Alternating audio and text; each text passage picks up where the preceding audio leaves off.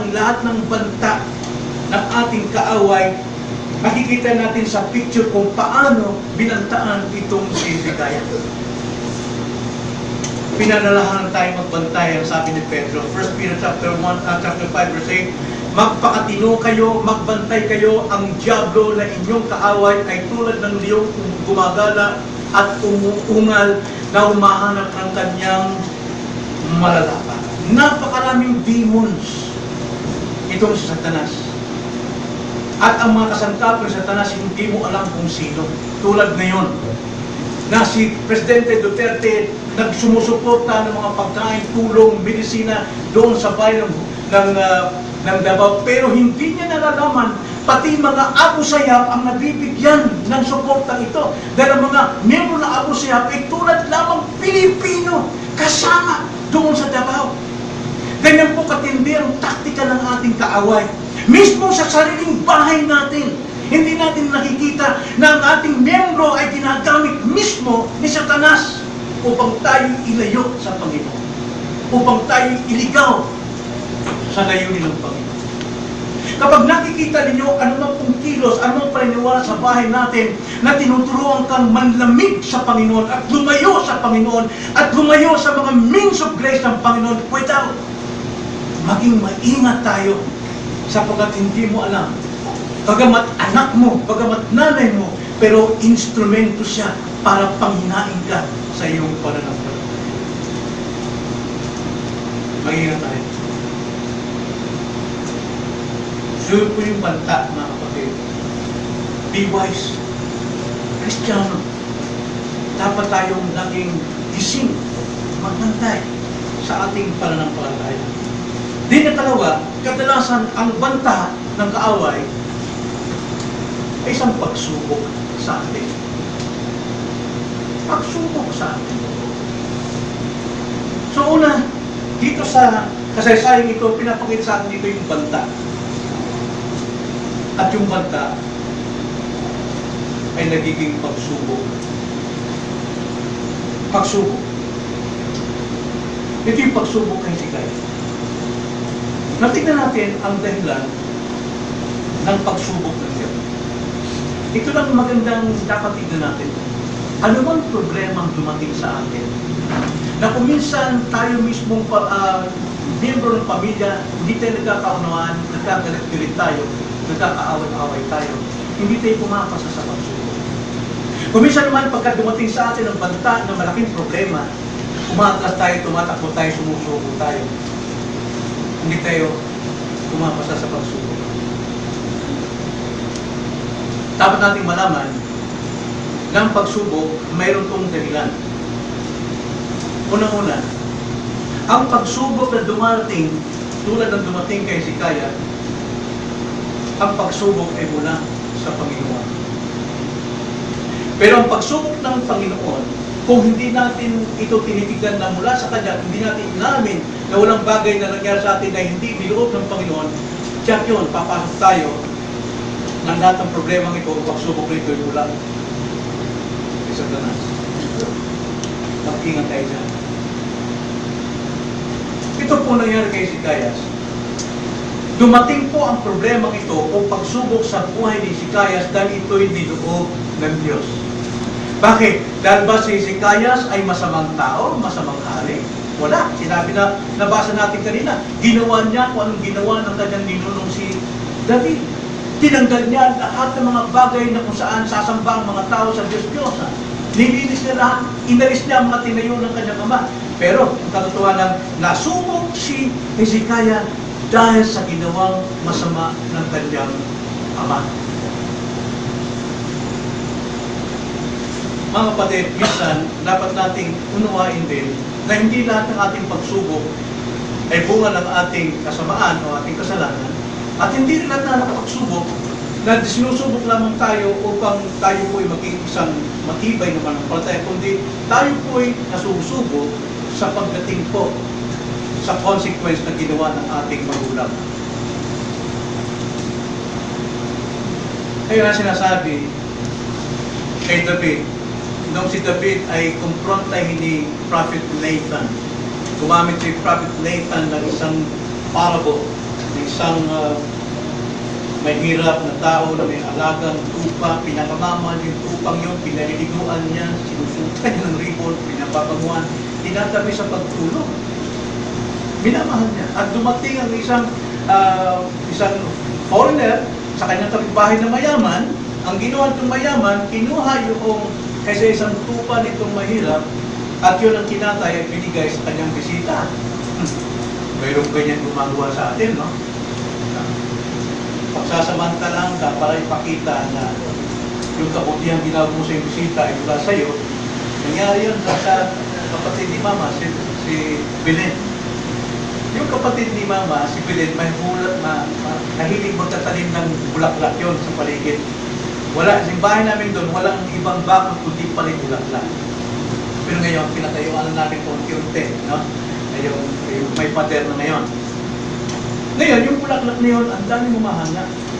Yung katabi namin, na nagkaroon kami ng kaso sa kanya dahil yung kanilang kusina, pinalakpas sa lupa namin, doon sa, kaya pinapadera namin para lang matanggal yung kanyang pader, yung kanyang kusina, kasi lumakpas na siya. Naging po sa pinyon, hindi niya alam, hindi namin kinukwento, pero pinapadera namin yung partunigin siya. Yung asawa niya, kumuha ng mga bulaklak doon sa bakuran ni Belen, na hindi alam ni Belen, dahil may umorder ng bulaklak mula sa ibang bayan. At noong may bigay yung bulaklak, binigay ang halaga 500 isang tali. Isang tali, 500. At sinabi sa kanya. Kasulan, mabilis ang balita, nabalitaan ni Belen na gano'n ang ginawa. Masakit yan, di ba? Nagawa niyo ba yan? Na imbis ikaw dapat magbigay ng sakripisyo na ano may dapat ibigay mo ay sinasamantala natin kapatid na kunin sa kanya para ipakita tayo ay generous. Ito na nangyari, mga kapatid. Inani ni Hezekiah ang kasamaan ng kanyang ama. Ngayon, kung ito ay dininay ni Hezekiah, hindi na pagsubok yun. Tingnan si Nehemiah. Yung tinding pagbagsak ng bayang Israel, ang sabi niya, forgive us, forgive me, Father. Inako ni Nehemiah ang kasalanan ng kanyang bayan. Tingnan si Daniel, inako ni Daniel ang kasalanan ng kanyang bayan. Hindi niya dininay. Tanda natin, ang pagsubok na dumating sa ating buhay, hindi dahil sa ating pagkakamali, kasalanan, marahil sa ating mga magulang din.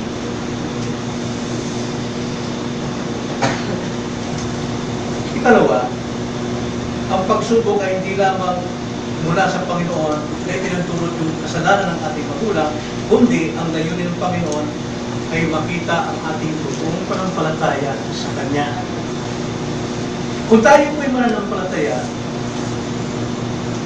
ano gagawin natin? Tutundin natin ang Diyos. Bakit mo pinarusahan sa kasalanan ng tatay ko, sa aking mga magulang? Mayroon pang doktrina ng araw yan dito, kung tawag yan deliverance. Alala niyo ba yun? Na ikaw mismo pasusukain ka ng kasalanan ng nanay mo. Kailan sumugot, lukutin mo yung ano mo para ma-deliver ka, deliverance eh. At ang pinasusuka sa iyo, yung kasalanan ng nanay mo, kasi yung nanay mo dahil kaya ka naghirap na ganito. Mali kong pangangalan dyan. Ang totoo, anumang kasalanan, anumang problema dumating sa atin, pagsubok yan sa ating pananampalataya. So anong reaksyon dito ni Nehemiah nung malaman niya ang mga nangyari ito? Alam ni Nehemiah ang history ng kanyang father. Kung paano yung kanyang mga kapatid sinusunog doon to sacrifice sa kay Baal. Alam ni Hezekiah niya. Pero na-realize ni Hezekiah, hindi sa Diyos yun. Kaya pagdating sa kanya, talagang sumunod siya sa hakbang ng gabi. At tingnan natin ang reaksyon sa mga pagsubok dumating kay Nehemiah. Ano po nangyari? Si Nehemiah ang hari dito, kaya sunod-sunuran ang kanyang buong sambayan, buong kingdom. Kung masama tayong leader, lahat yung ating mga nasasakupan mo, kung asahan may mabuti dyan. Tulad ng ama, kung tayo masama, mamanahin ang ating mga anak yan. Isang pupulan sa iyo, hindi ko nalubanggitin. May akong kilalang tao, doon na rin. Paano niya gulpihin yung kanyang panganay? Balang araw, dumating araw, yung panganay, kinugulpi yung kanyang kapatid. Kasi yun natutunan sa tatay niya, kaya kung yun ay may katwiran tatay niya, gulpihin siya, kahit walang kasalanan, yun din na yung katwiran niya, bukbukin niya yung kanyang kasunod na kapatid. Like father, like son. Yun din dapat din nung mangyari sa Kristiyanos. Magsimula tayo sa bilang magulang na minamahal kayo ng anak, hindi kayo sinusuka ng ating mga. Anong ginawa nitong si Hezekiah at buong Israel nang dumating ito? Tingnan niyo sabi sa chapter 19, verse 1. 2 Kings chapter 19, verse 1. Nang ito'y marinig ni Haring Hezekiah, pinunit niya ang kanyang mga suot, nagbalot ng damit sako at pumasok sa bahay ng Panginoon. Ano pong gesture yun?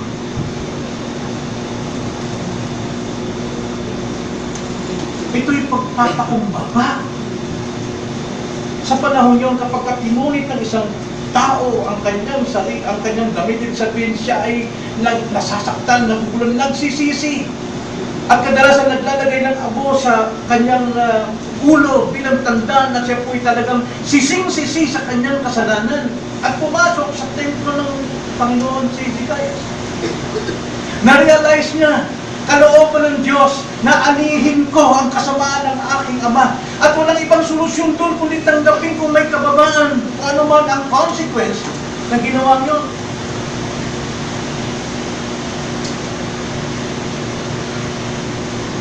Kung ating titignan yung sabi ng Psalmista chapter 10 verse 17, dito pagkakasabi, O Panginoon, iyong marinig ang nasa ng maamo, iyong palakasin ng kanilang puso, iyong papakinggan ng iyong pandinig.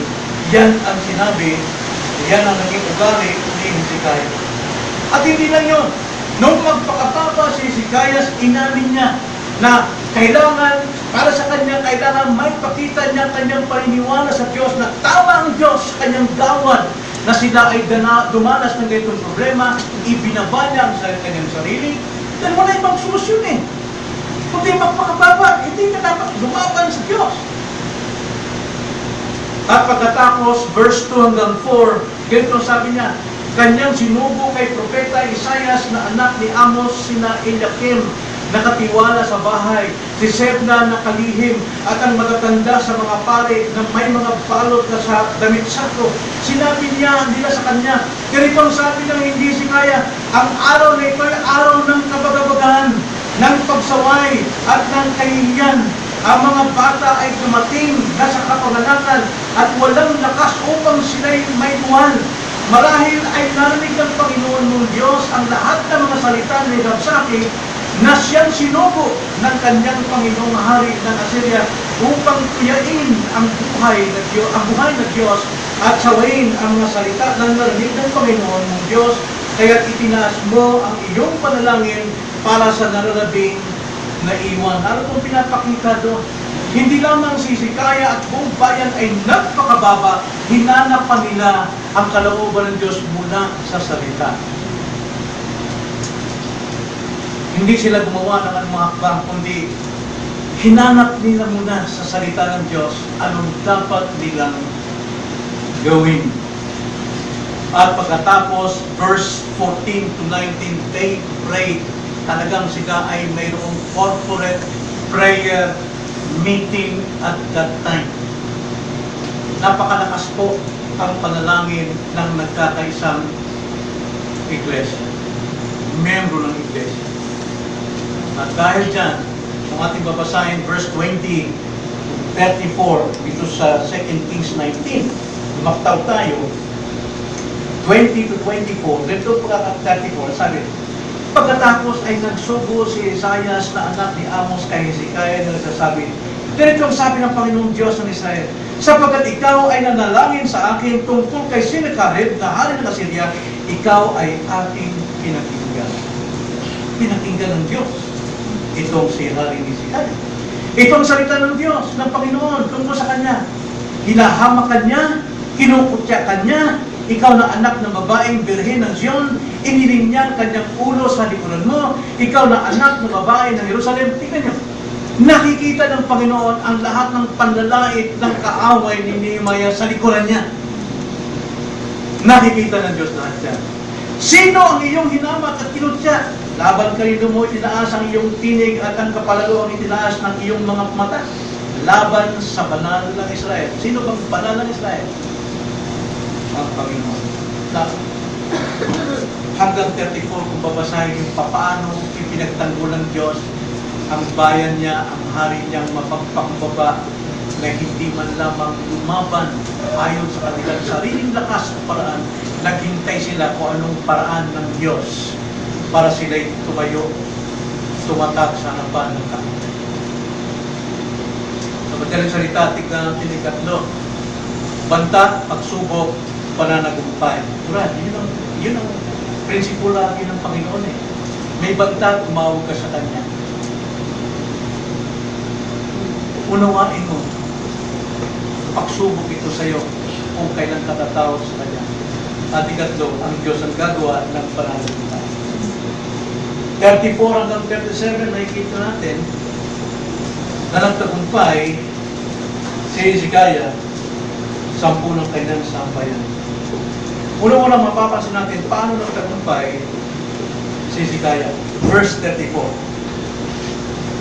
Sapagkat ipinagtanggol ko ang lungsod na ito upang iligtas ito alang-alang sa akin at sa aking lingkod na si David.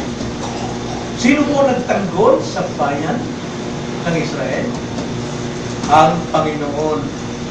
Ang Panginoon ang nagtanggol sa bayang Israel. Panginoon ang tagapagtanggol ng bayan. At ito rin paalala sa atin, mga kapatid, Romans chapter 8 verse 31. Bilang mga tao ng Diyos, if God be with us, who can be against us? Kung ang Diyos ay nasa ating panig, sino maaaring pumalaban sa atin? Tanda natin, nagtagumpay sila, hindi sa kanilang lakas, kundi sa kanilang pagpapakababa at pag-amin at paghihintay sa kalooban ng Diyos sa pamamagitan ng salita. Kaya ang Panginoon ang gumawa ng pagtatanggol. At mapapansin natin na hindi lamang nagtanggol ang Panginoon sa kanila, kundi ang Panginoon ang tumalo sa Assyria. Tingnan ang sabi sa 35 hanggang 37. Nang gabing iyon, ang anghel ng Panginoon ay lumabas at pumatay ng 185,000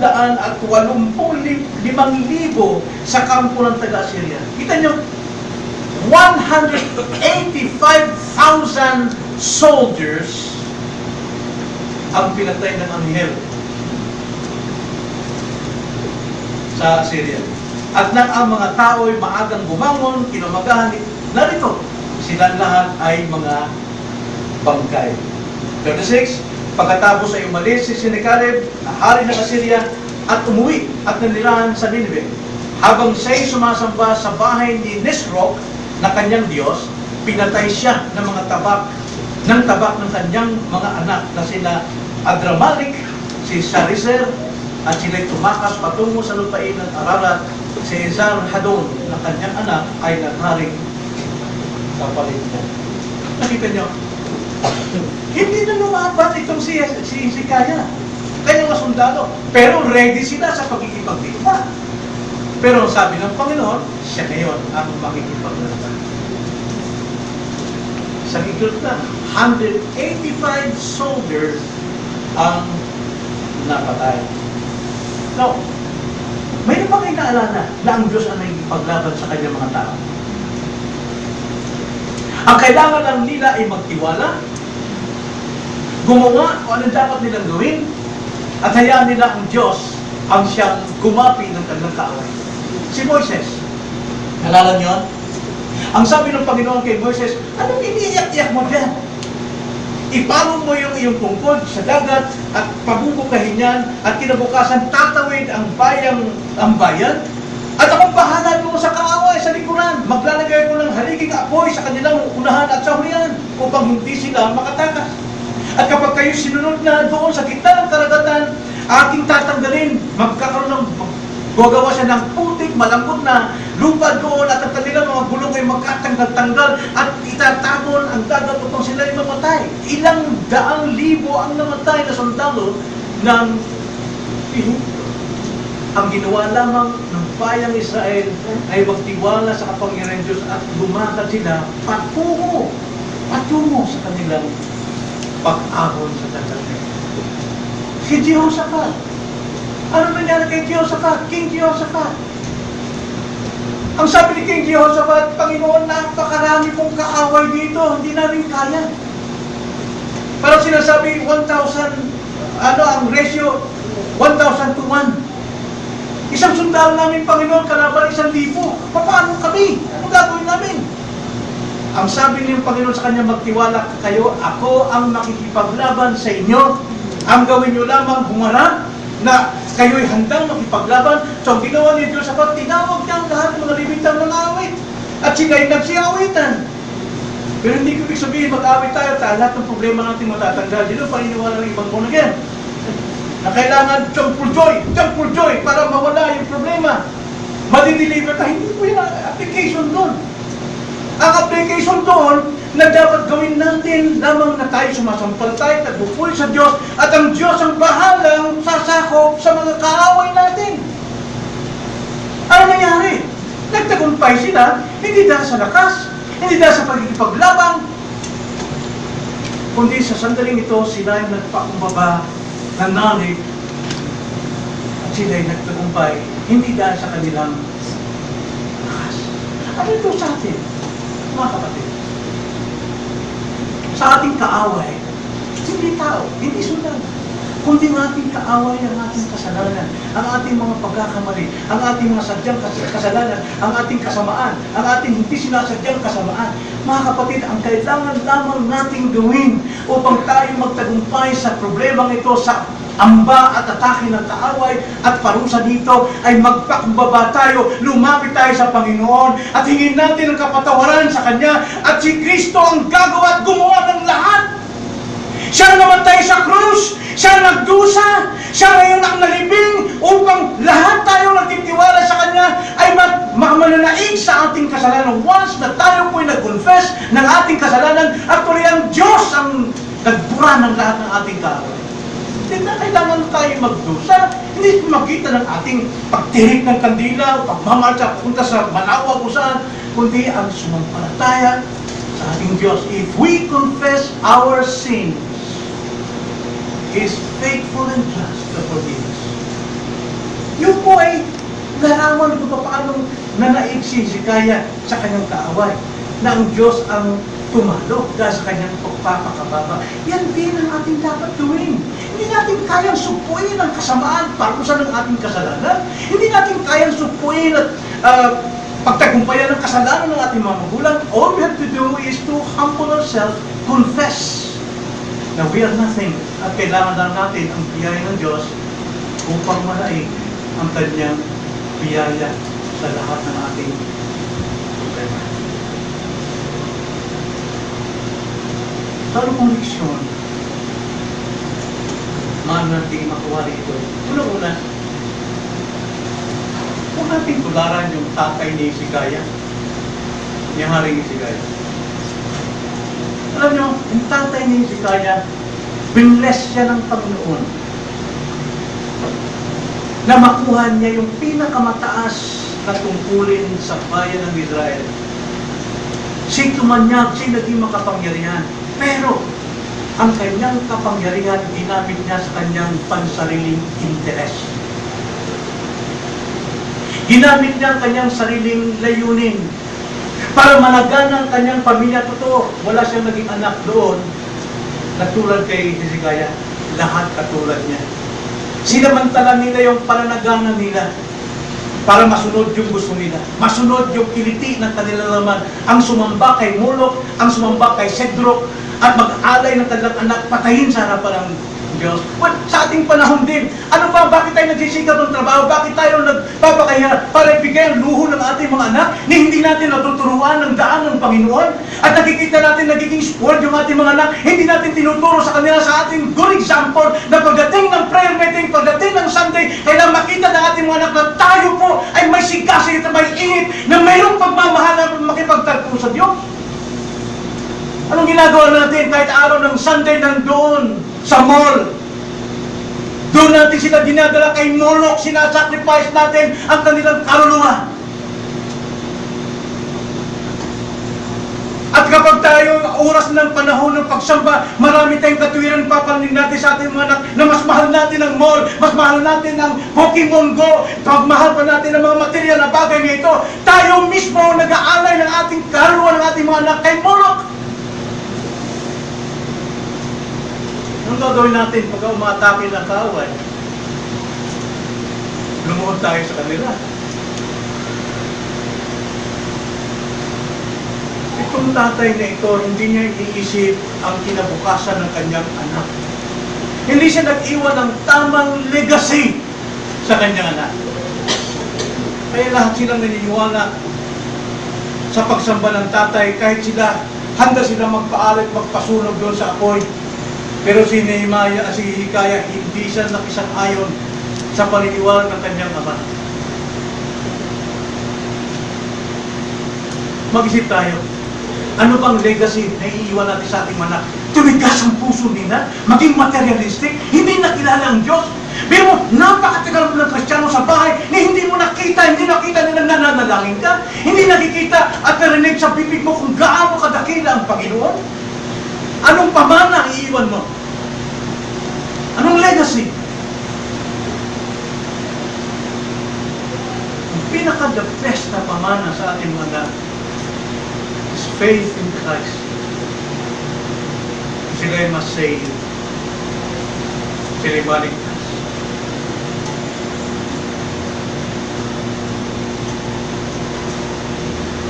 At ikalawang aral, mga kapatid, lagi natin itong pinag-aaralan, lagi natin narinig. Nasasandaling tayo gumawa ng desisyon. Unahin natin itanong sa salita ng Panginoon. Tulad kay Hezekiah, nung siya magpakababa, hinanap niya ang salita ng Diyos. Pinabasa sa kanyang mga tauhan, ano ba ang sinasabi ng Panginoon? Ano ba ang kalooban ng Diyos? Pero sa atin, iba eh. Kapag nakita ng opportunity, kikita ko dyan, babanto ko dyan, agad-agad tayo. Hindi natin isinalang-alang ano bang kalooban ng Diyos. Tsaka nila pwede naman magsisi. Pero sisi tayo, hindi. Sa kanyang pananampalataya, sa isang lantad, na isang buhay na patutuo sa kanyang buong sambahinan. Kung ano ang kanyang pinapakitang tiwala sa Diyos, yun din ang nakikita at ginagawa ng kanyang sambayan.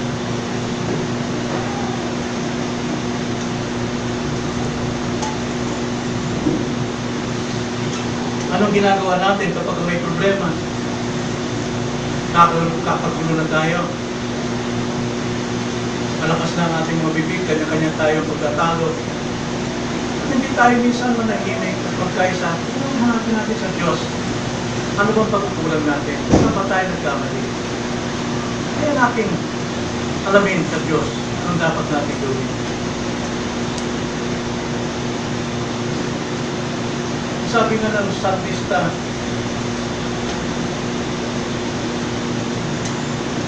magsipagtahimik kayo, sabi ng Panginoon.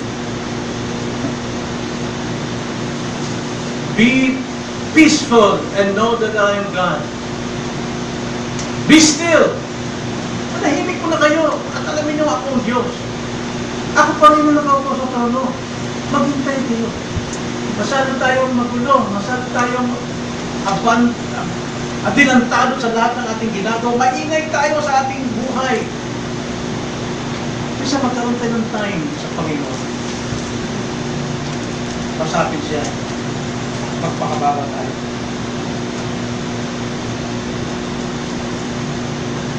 So, bagay na dapat natin alalahanin, hindi lahat ng araw atin. Hindi lahat ng araw atin. May araw talagang magsusulit tayo lahat sa Kanya. Maring problema natin ngayon, ang kaaway natin ay pagsupil sa atin ng Diyos. Pero pagsupil ng Diyos ay hantong sa ating pananampalataya sa Kanya. Pero kung di tayo pumasa sa pagsupil, kaya mapupunta tayo sa kasalanan. At ang pagsubok ng Diyos sa akin, siya pang magiging dahilan upang tayo mahulog sa kasalanan. Pagsubok palagi, tinutulot ng Panginoon upang tayo gisingin. At upang sariwain muli ang aking pagtitiwala sa Kanya. So, paulit-ulihan, sa kasaysayan ito, isa lang. Ang kawayan ng lahat, magtiwala at maging tapat sa Diyos. Tayo na lang. Opo, Panginoon, napakagulo po ng aming buhay. Maingay po sa aming kapaligiran, maging ang aming puso, ang aming kasipan. Paano namin harapin ang mga pangyayari sa aming buhay, sa aming kapaligiran. So, bigyan ng time na makagawa kami ng aming sariling time na magipagtagpo sa inyo, na magkaroon kami ng kapayapaan, katahimikan, upang muli-muli, makapaggulay-gulay sa iyo kong talaga. Tulungan niyo mga Panginoon, napakabilis po ng takbo ng panahon. Napakaingay po ng takbo ng panahon. Lord, tulungan niyo kami gumawa ng panahon sa inyo. Upang kayo ay ating makita, makausap, makalig sa pamamagitan ng Diyos. Ang aming dalangin sa pangalan ng Panginoon.